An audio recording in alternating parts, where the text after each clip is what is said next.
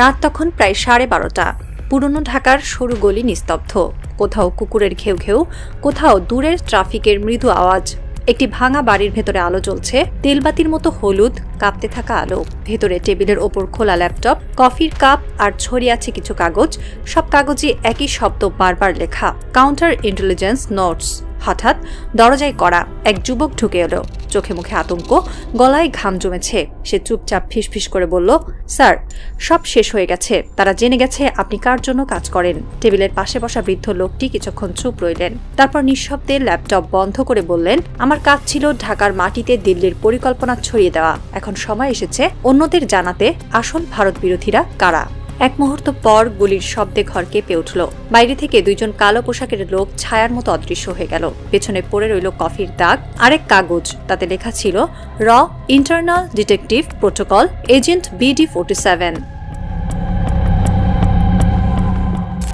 গোয়েন্দা জগতের সবচেয়ে বড় নিয়ম হলো, যাকে তুমি শত্রু ভাবছো সেই হয়তো তোমার পাশে দাঁড়িয়ে আছে।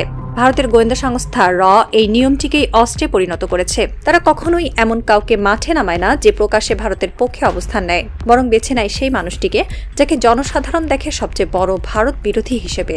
এর কৌশল খুব স্পষ্ট, যে যত বেশি ভারত বিরোধী বলে পরিচিত তাকে তত বেশি বিশ্বাস করবে ভারত বিরোধী গোষ্ঠী, আর এই বিশ্বাসী হয়ে ওঠে সবচেয়ে নিখুঁত তথ্যের উৎস। এক সাবেক ভারতীয় গোয়েন্দা কর্মকর্তা একবার স্বীকার করেছিলেন, আমরা এমন কাউকেই বেছে নিই যার বিরুদ্ধে ভারতীয় মিডিয়া গালাগালি দেয়, কারণ সেটাই প্রমাণ করে লোকটা নিখুঁত ঢাল। বাংলাদেশ স্বাধীন হওয়ার পর থেকেই ভারতীয় গোয়েন্দা সংস্থা এখানে নানাভাবে সক্রিয়। 75 সালের পর থেকে তারা ভেতরে বাইরে তৈরি করেছে এক জটিল নেটওয়ার্ক। এই নেটওয়ার্কে ছিল রাজনীতি, সাংবাদিকতা, এমনকি সাংস্কৃতিক সংগঠন পর্যন্ত। তবে সময়ের সঙ্গে সঙ্গে তাদের কৌশল পাল্টেছে। আগে তারা কাজ করত সরাসরি প্রভাবের মাধ্যমে, এখন তারা কাজ করে মানসিক প্রভাব আর সচেতন বিভ্রান্তি দিয়ে। একজন গোয়েন্দা কর্মকর্তা বলেছিলেন, আজকাল এজেন্ট বন্দুক হাতে চলে না, সে চলে ল্যাপটপ হাতে। এই নতুন কৌশলেই র তৈরি করেছে এমন কিছু চরিত্র যারা ভারতের বিরুদ্ধে কথা বলেই ভারতের জন্য কাজ করে। তাদেরকে বলা হয় মিরর এজেন্ট, দেখতে শত্রু, ভেতরে বন্ধু।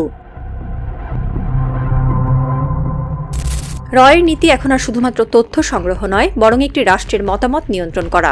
এর জন্য তারা বেছে নেয় কিছু জনপ্রিয় বক্তা, ইউটিউব বিশ্লেষক, রাজনৈতিক অ্যাক্টিভিস্ট, এমনকি তথাকথিত দেশপ্রেমিক লেখক। এই ব্যক্তিরা দিনের আলোয় গর্জে ওঠেন ভারতের বিরুদ্ধে, কিন্তু রাতে পাঠিয়ে দেন গুরুত্বপূর্ণ গোয়েন্দা রিপোর্ট। একটি সূত্র বলেছিল, রয়ের ফিল্ড অফিসাররা এখন আর ঢাকায় দূতাবাসের মধ্যে কাজ করেন না, তারা কাজ করেন দেশপ্রেমিক মুখোশ পরে। তারা হয়ে গেছেন ঢাকার ভেতরের ঢাকাবাসী।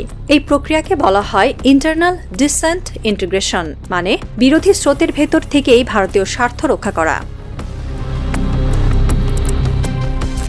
ভারতের জাতীয় নিরাপত্তা উপদেষ্টা অজিত দোভাল এই ধারণার মূল স্থপতি। তিনি একসময় পাকিস্তানে মুসলমান সেজে আন্ডারকভার ছিলেন। 3 বছর তিনি মসজিদে নামাজ পড়েছেন, রোজা রেখেছেন, এমনকি স্থানীয়দের সঙ্গে জিহাদের পরিকল্পনাও করেছেন। সবই ভারতের তথ্য সংগ্রহের অংশ হিসেবে। তার এই অভিজ্ঞতা থেকেই তৈরি হয় দোভাল ডকট্রিন। এটা বলে, শত্রুর ভেতরে ঢোকো, তার ভাষায় কথা বলো, তার স্লোগান তোলো, তবেই সে তোমার উপর আস্থা রাখবে। এই তত্ত্ব এখন বাংলাদেশেও প্রয়োগ হচ্ছে। রয়ের এজেন্টরা ধর্মীয়, সামাজিক, এমনকি দেশপ্রেমিক মুখোশ পরে কাজ করে। কেউ ইসলামপন্থী সেজে মিটিংয়ে যায়, কেউ জাতীয়তাবাদী হয়ে টক শোতে বসে। তারা এমনভাবে মিশে যায় যে রাষ্ট্র আর নিজেই বুঝতে পারে না কারা সত্যিকারের দেশপ্রেমিক আর কারা পরিকল্পিত দেশপ্রেমিক।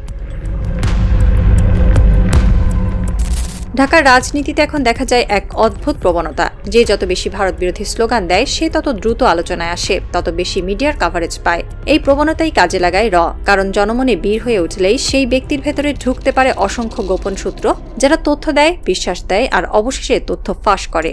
বাংলাদেশের নিরাপত্তা বিশ্লেষকরা বলছেন, এই মিথ্যা বীররাই সবচেয়ে বিপজ্জনক, কারণ তারা গুলি চালায় না, তারা ধারণা চালায়। তারা এমনভাবে জনমত তৈরি করে যে রাষ্ট্র নিজের জনগণকে সন্দেহ করতে শুরু করে। আর এই বিভক্তি গোয়েন্দা যুদ্ধের সবচেয়ে বড় জয়।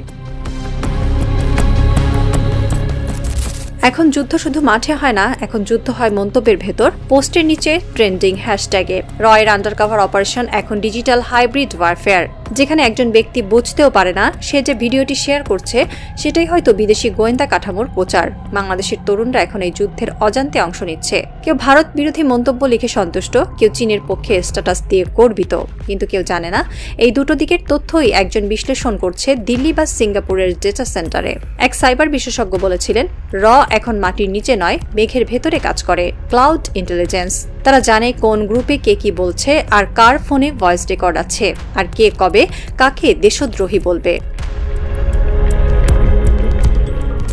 রাষ্ট্রের মেরুদণ্ড শক্ত রাখতে হলে শুধু প্রতিরক্ষা বাহিনী যথেষ্ট নয়, প্রয়োজন এক আন্তর্জাতিক মানের গোয়েন্দা কাঠামো। কিন্তু দীর্ঘদিন ধরে বাংলাদেশের গোয়েন্দা সংস্থাগুলো মূলত অভ্যন্তরীণ নিয়ন্ত্রণের মধ্যে সীমাবদ্ধ। তারা সন্ত্রাস দমন করে কিন্তু মনস্তাত্ত্বিক যুদ্ধে প্রস্তুত নয়। বিশ্লেষকরা বলছেন, যেখানে মোসাদ, আইএসআই প্রতিনিয়ত তথ্যযুদ্ধ করছে, বাংলাদেশ সেখানে এখনও তথ্য সংগ্রহে নির্ভরশীল। এই ঘাটতি পূরণ না হলে রাজনীতির ভেতরে বাইরে ঢুকে যাবে অদৃশ্য হাত, যা ঠিক করবে কে দেশপ্রেমিক, কে দালাল। সন্ধ্যা নেমেছে, পুরনো ঢাকার মসজিদে আজান শেষ হয়েছে। এক বৃদ্ধ ইমাম দরজায় দাঁড়িয়ে বললেন, আজ আমাদের মসজিদে এক নতুন মুখ এসেছে। নামাজ শেষে নিঃশব্দে চলে গেল। তার পেছনে রাখা ছিল একটি ব্যাগ, ভেতরে কেবল একখানা তসবিহ আর একটি পেন ড্রাইভে লেখা ছিল বাংলাদেশ ফিল্ড ইন্টেলিজেন্স লগ। রাতের হাওয়ায় আকাশের মেঘ নড়ে উঠল। কোথাও যেন কেউ বলল, দেশপ্রেম বিক্রি হয় না, কিন্তু মুখোশে ঢুকিয়ে যায়। ঢাকার বাতাসে তখন ভাসছে এক প্রশ্ন, যার উত্তর কেউ দিতে পারবে না। যাকে আমরা সবচেয়ে বেশি ভারত বিরোধী ভাবি, সেই কি আসলে ভারতের সবচেয়ে বড় বন্ধু? এভাবেই এই শহর ঘুমায় দেশপ্রেমের নামে আর অদৃশ্য শত্রুর ছায়ায়।